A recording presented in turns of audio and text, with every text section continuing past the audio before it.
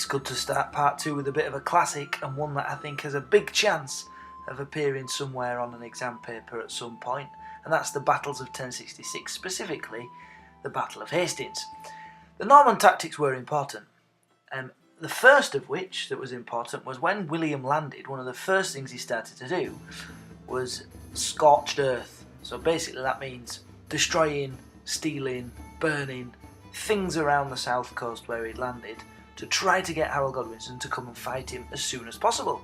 Because William realised he needed to fight soon because he was in a vulnerable position, because he was fighting in a different country. And he'd have to supply his men in a different country and so on and so forth. The second important tactic, and the most famous that William used, was the feigned retreat, to trick the English, or the Anglo-Saxons I should say, from the top of Senlac Hill by pretending that they were running, or some of the men were running away in fear and retreating to try to make the men at the top of the hill, the Anglo-Saxons, chased after them. As soon as they got off the hill, of course, the cavalry wiped them out. That was a clever tactic, and so was the scorched earth policy to try to draw Harold Godwinson to battle, but both of those Norman tactics relied on luck and on Harold Godwinson making mistakes. So you have to talk about Norman tactics, it's mentioned in the question, and because it's mentioned in the question, it's probably a good idea to in your first paragraph. But my main reason why William won the Battle of Hastings was luck. It was lucky for William that the Saxons had to fight 2 battles at opposite ends of the country less than 3 weeks apart, and that's not to mention Fulford, which was only a few weeks before that. So the Anglo-Saxon armies had fought 2 battles before they turned up to fight against the Anglo-Saxons, and in a short time space as well. They'd also had to march all the way up to the north and then all the way back down to the south.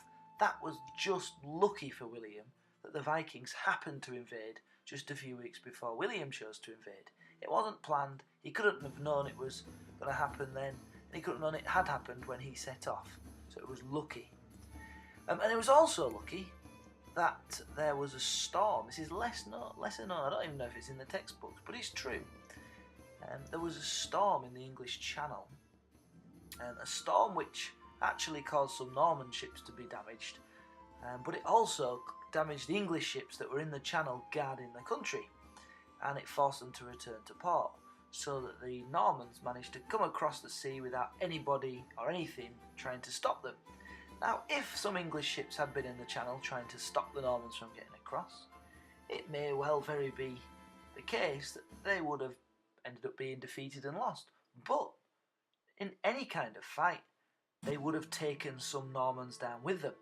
And the Battle of Hastings was so close that any Normans that weren't at the battle, well, that might have swayed it into the Anglo-Saxons' favour.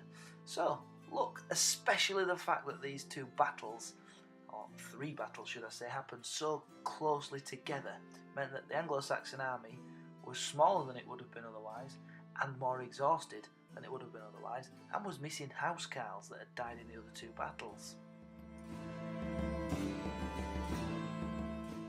And of course Harold Godwinson made mistakes. He didn't have to force march his army all the way down south after the Battle of Stamford Bridge. He fell into William's trap, as William wanted him to come quickly by using his scorched earth policy, destroying things, and Harold fell into that trap and went quickly. He could have stopped his men, maybe in London, and waited for reinforcements, rested his army a little bit before going down to sea, but he didn't. You could say it was a mistake of Harold's to stop his men from leaving the top of the hill during the feigned retreat. If he'd given direct orders not to leave that hill under any circumstances, perhaps he could have stopped it. But that could also be down to luck, because if he'd maybe had his housecarls, the actual soldiers, instead of just the feared, which was basically farmers, maybe it would have been more likely that they wouldn't have fallen for the trick. But luck had taken a lot of housecarls from him, because he'd already had to fight 2 battles, or 3 battles even. The Anglo-Saxons had fought 2 battles before they got to Hastings. They'd had to fight at Fulford, they'd had to fight at Stamford Bridge, and even though they won, they would have lost some of the very valuable, very powerful housecarls up to that point.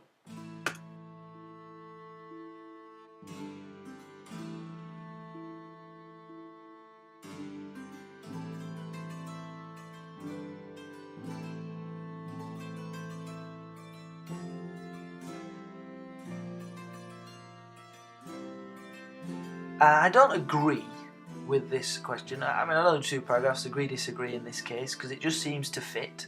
But I don't agree, partly because, well, it didn't prevent another Danish invasion.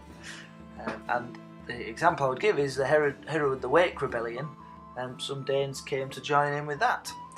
But mostly because actually the main reason for harrying of North was guerrilla warfare. Every time William turned up to deal with a rebellion, the rebels had run away. And he couldn't carry on doing this in his mind, so he took the drastic action of trying to kill everything and everybody and knock down any useful buildings, salt the fields so crops wouldn't grow.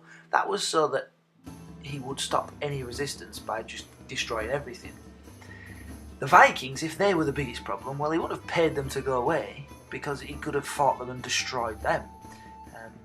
Paying them to go away is only going to make them more powerful, so he can't have seen the Danish as such a big problem, because you wouldn't give money to something that was such a huge problem, you'd just be making them more powerful. It was just easier for him to pay them to go away so he could deal with the bigger problem of the rebels.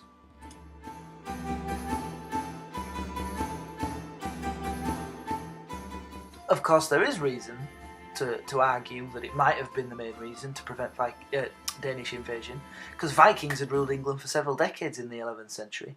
They'd invaded twice during William's reign, and were potentially, as we will discuss later, potentially the main reason for the Domesday survey could have been for William to work out how much money he had to be able to pay to fight a potential Danish invasion that he thought might have come, and never came anyway.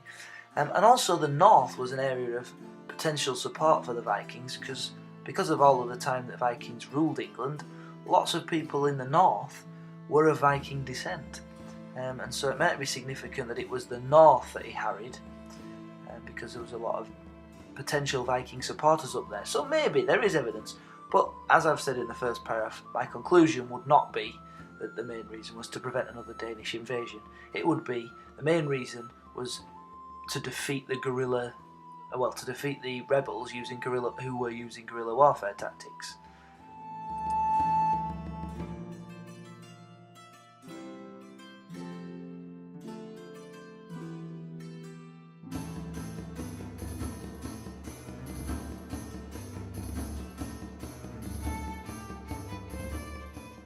Well, if you're going to revolt or try to resist, you need land. Because it was land. Well, I suppose if you're going to revolt successfully, you need land. Because land would give you men through the feudal system. Because if people have land through you, they owe you service in warfare. And so having land would be important to gather supporters who would come and fight for you. The rebels, though, maybe this is one reason why the rebellions often failed, or always failed. The leaders of the rebellions very rarely had any land, so they lacked a lot of support, and so they lacked a lot of manpower, and maybe this is one reason why William managed to defeat all the rebellions really quickly. So one reason why changing land ownership made resistance less likely is because the land had been given to the Normans, and they weren't the ones who were rebelling. So there you go, you see, if the English were the ones, or the Anglo-Saxons were the ones likely to rebel, and they didn't have the land on which they could have money and men to pay for and to man the rebellion, then there's going to be less likely to be rebellions at all. Now I have to tell you, this is a stinker of a question, but the second paragraph I would write is, because ownership of the land passed to the Normans, and Normans built castles, which was what they were known for doing, it meant that resistance to Norman control was much less likely, because, well, the rebels realised or knew that they would stand little chance in taking a castle. The rebels always struggled to take castles. Most of the time rebels didn't even bother trying in the first place. There's only one recorded example of a rebellion ever taking a castle, and that was the Second Northern Rebellion. And by 1071 there were castles all over the country. Historians estimate that between 100 to 500 had been built by the year 1100.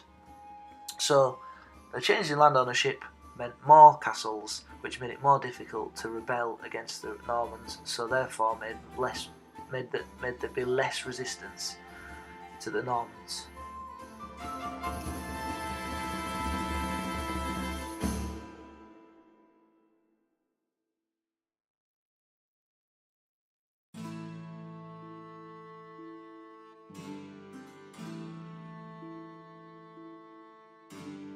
So with this one, I'd find it easier to do just 2 paragraphs, evidence that it might have failed, evidence that it hadn't, and overwhelmingly, and I'd make it sound 100% sure like this, overwhelmingly I would argue it definitely did not fail, because William was still in control by 1070.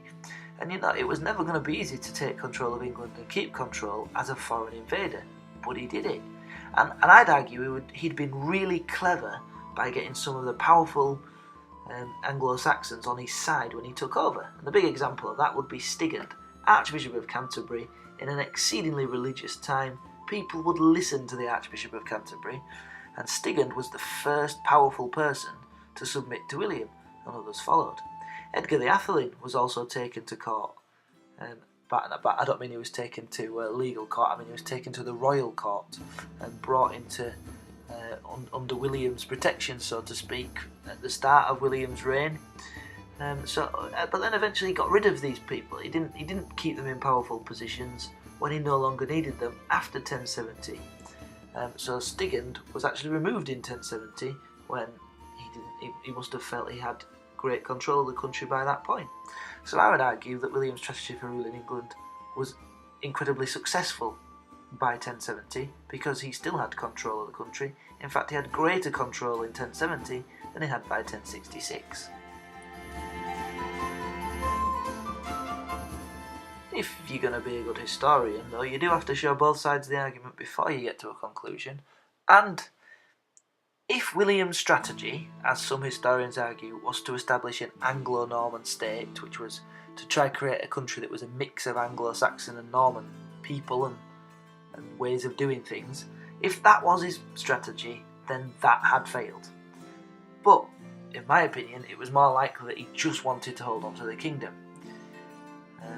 So if that was his strategy, it had failed, and after 1070 he just abandoned that strategy, if it was his strategy, I'm doubtful, due to all of the many rebellions that had happened. So it hadn't helped trying to create this Anglo-Saxon Norman state. But ultimately, the only reason that William's strategy could have failed, the only way you could judge it of being failed, would have been if he'd lost the throne, and he didn't. So therefore, William's strategy for ruling England had been very successful by 1070, would be a more accurate way of putting things.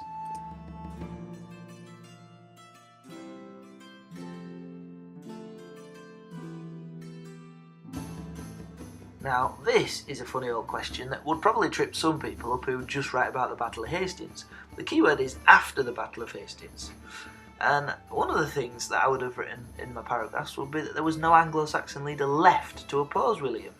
So it was inevitable that he would become king after he'd won that battle. The best that the Anglo-Saxons had, if they had wanted to resist, and they did want to resist William later, was Edwin, Morcar, Edgar the Atheling, who was only 14, Waltheof, who was probably only 16. Edwin and Morcar were they fairly important before, but not that powerful and important. And all of the key Godwinsons, Tostig had died, Harold Godwinson died, what was his brothers called? Leaf, Wine and Girth, they'd both died. Harold Hardrada was another potential leader of a rebellion or a threat to William, because he clearly wanted to be king and he was dead. So therefore, it was kind of inevitable that William was going to become king after the Battle of Hastings, because who else was there who had the power to take and keep the throne?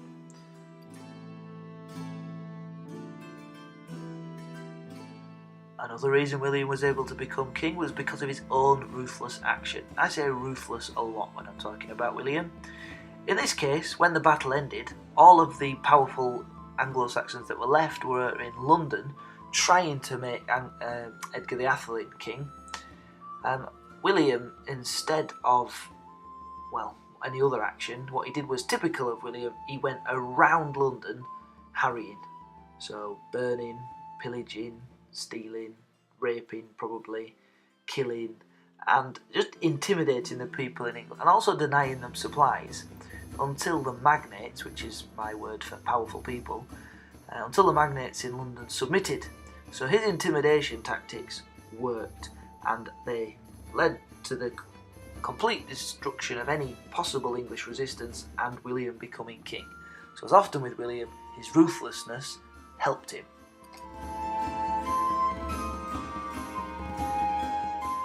And finally, another reason William was able to become king was because of Stigand. Stigand, the Archbishop of Canterbury, was the first of the powerful English or Anglo-Saxon magnates to submit to William first. He was the most important and powerful ecclesiastical figurehead, which is a fancy way of saying he was the most important and powerful churchman in the country, because he was Archbishop of Canterbury. And because he was, people would listen to him and they would follow his example. And you know what? They did. Other powerful magnates submitted after Stigand. And if Stigand submits to William, he could get out a message to the people that they should do as William asks, because William is the rightful king. It was a very important person to submit to William, a very important thing to happen for William to be able to take control.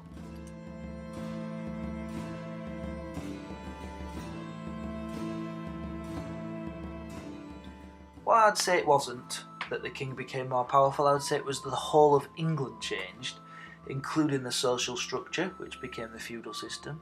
The ruling class, who used to be Anglo-Saxon, became Norman, or at least foreign, in huge numbers.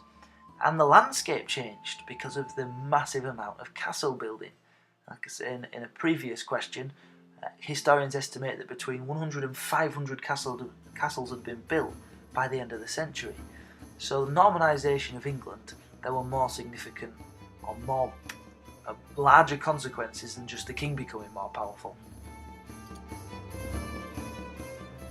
Another huge consequence of Normanisation, which by the way means turning things Norman, was the Normanisation of the church. That was a big consequence. So simony, pluralism, nepotism, they were no longer allowed. Look on Quizlet if you want the definitions of those, or in previous podcasts. Norman-style churches were built, Norman-style cathedrals were built, Norman church services were held in the churches and the cathedrals, the bishops were overwhelmingly Norman, and the Archbishop of Canterbury was Lanfranc, who was also a Norman. So the Normanisation of England led to an absolutely huge transformation of the church in England, which I would argue would have been a bigger consequence, especially in such a pious, religious country, and a pious religious time for that matter. And yes, the king did increase his power as a result of the Normanisation of England, but although that was a consequence of Normanisation, it was more of a consequence of William being king rather than Normanisation. Because William's personality was to be ruthless, to demand respect, to demand that people obeyed what he said, and he was ruthless if they didn't. So rather than it being Normanisation, the king and the position of the king was more powerful because of William. But Normanisation, turning the whole place more of a Norman style of ruling, did mean the king ruled all of the land in England as a start. But even though William did become more powerful, it wasn't that kings weren't powerful before, so it wasn't really a dramatic consequence or a dramatic change. So I would say the other two were more of a dramatic consequence of the Normanisation of England.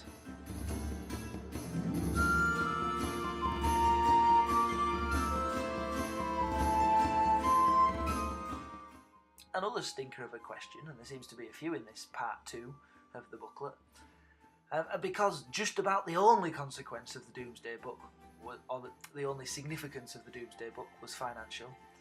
Because the Domesday Book, or the Domesday Survey, which led to the book being written, was a survey of who owned what and how much they owned, and where they owned it, I suppose. So it was basically a big list of the wealth of the country, which in of itself is financial. And it meant that William could know how much the wealth the country had, and therefore how much he would be able to tax it. So therefore, yes, the main significance of the Doomsday Book was overwhelmingly financial. Another potential significance is it might show how much of a threat William thought the Vikings were, because there is evidence that William ordered the Doomsday survey so that he would know what resources and how much money he had available to pay for an army to repel a Danish invasion, which he thought might be coming to England at the time. It never came, but if that is why William ordered the Doomsday survey to be made, it does show how much of a threat he thought the Danes were.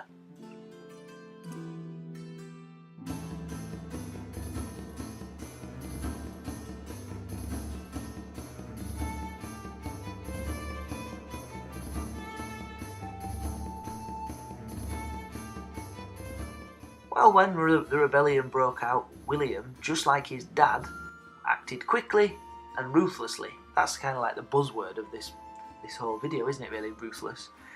He went straight to the problem. He captured Rochester Castle, which was the centre of the rebellion, and in Rochester Castle was Bishop Odo, who was leading the rebellion in England, so he was the greatest threat to William Rufus in England at the time.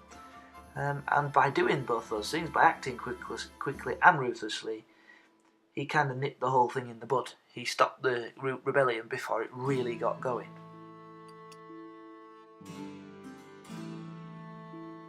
The aims of the rebellion are not entirely clear, but it's probably that they wanted Robert Curthose, i.e. William the Conqueror's oldest son, or eldest son, to become King of England instead of just Duke of Normandy.